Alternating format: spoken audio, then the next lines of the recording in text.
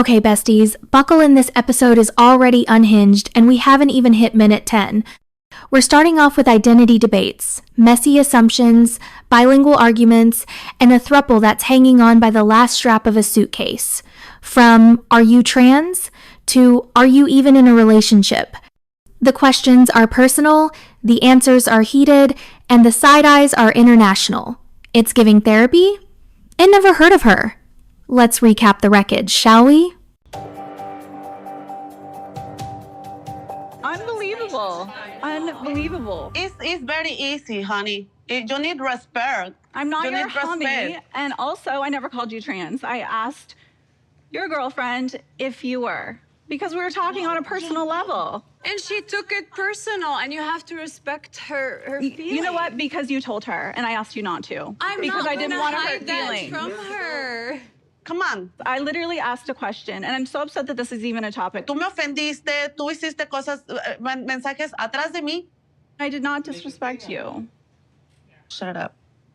Okay, first of all, unbelievable? Babe, that should be the title of the entire season. We've got someone dropping the most backhanded "I never called you trans." I just asked your girlfriend if you were, like, "Ma'am, that's not curiosity, that's a whole violation served on a tortilla of passive aggression." And then she's like, "We were talking personal." No, you were talking messy and called it intimacy. And when people got mad, you played the victim with a side of, "I'm so upset this is even a topic." Girl, you lit the fire and then cried about the smoke. And then the Spanish hits, "Tú me ofendiste." Y'all, this is now bilingual beef and I need subtitles and a helmet.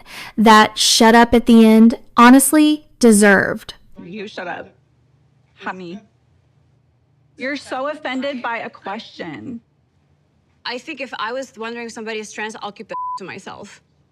Okay, I want to talk something because I'm a trans woman, so I can talk better than everyone here. For trans people are always trying to find, like, the masculinity in that person.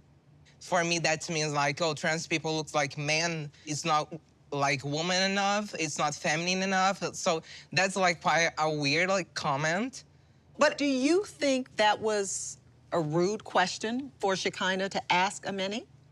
Oh, not the "you shut up, honey." That's not tea. That's a verbal slap with glitter. But then it takes a turn, and not in a messy way, in a real way.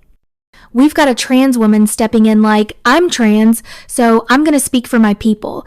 And honestly, respect. Because the minute folks start playing guess who's trans like it's some game of emotional clue, it stops being curiosity and starts being microaggression on a silver platter. She broke it all the way down. Y'all keep scanning for masculinity like femininities on a checklist, and that's not just rude, it's damaging. So yeah, maybe next time, don't ask that question. At brunch, Shekinah.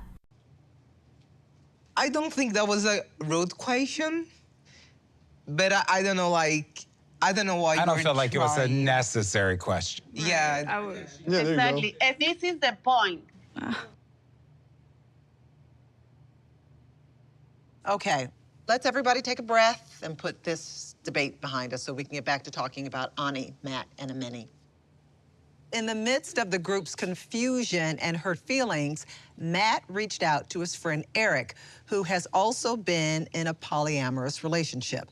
Now, Eric is I don't think it was rude, but maybe unnecessary. Okay, that's giving "I'm not racist," but energy. Like, girl, pick a side or stay off the Wi-Fi. The whole group's out here trying to emotionally self-regulate, while someone throws in a soft "let's take a breath," like that's gonna unburn the bridge. And just when things get peak uncomfortable, bam, we pivot. Anyway, back to Annie, Matt, and Ameni. Oh, so now it's time for polyamory plot twist, not accountability. Classic 90-day move. Trauma, deflection, then messy relationship dynamics.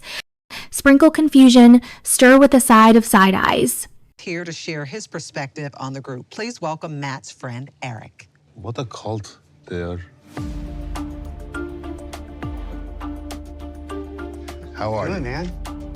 Aw. Hi, Eric. How are you? Good. How you doing? I'm fantastic. Okay, Eric, you warned Minnie and Matt that jealousy ultimately broke up your throuple relationship. Correct. You've been listening to the conversation. Yeah. Do you see the same patterns in their relationship?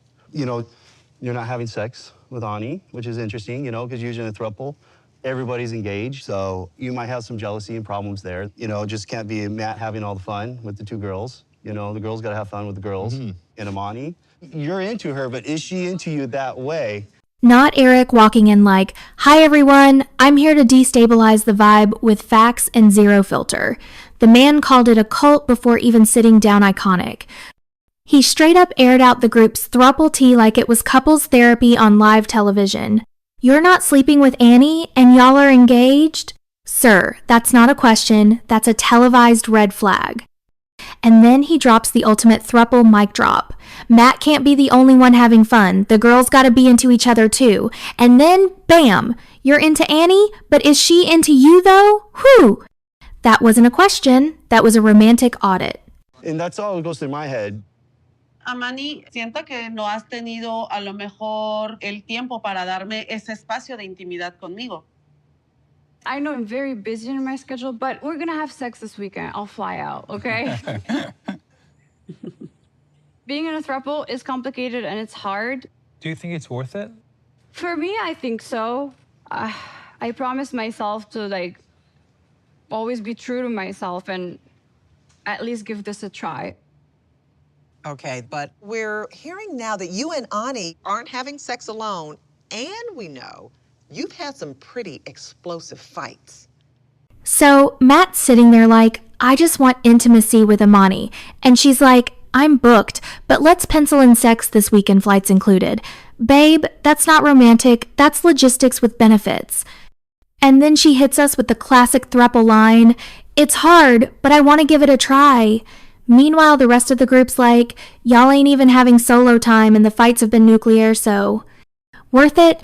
This isn't just a throuple. This is a group project where everyone's skipping class and still hoping for an A. Let's watch. I just want you to make me feel that you want this, that you want to be with us. Like, do you tell people you're even in a relationship? No. I am done.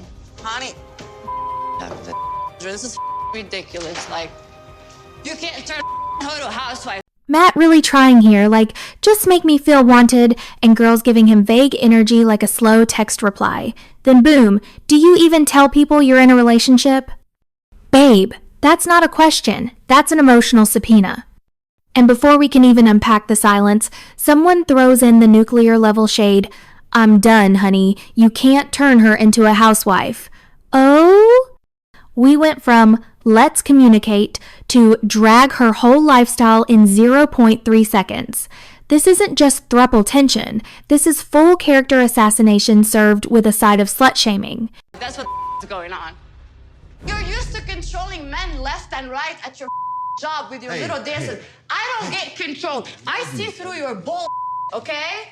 You can laugh all you want. I wish you have some self-respect. You have zero self-respect.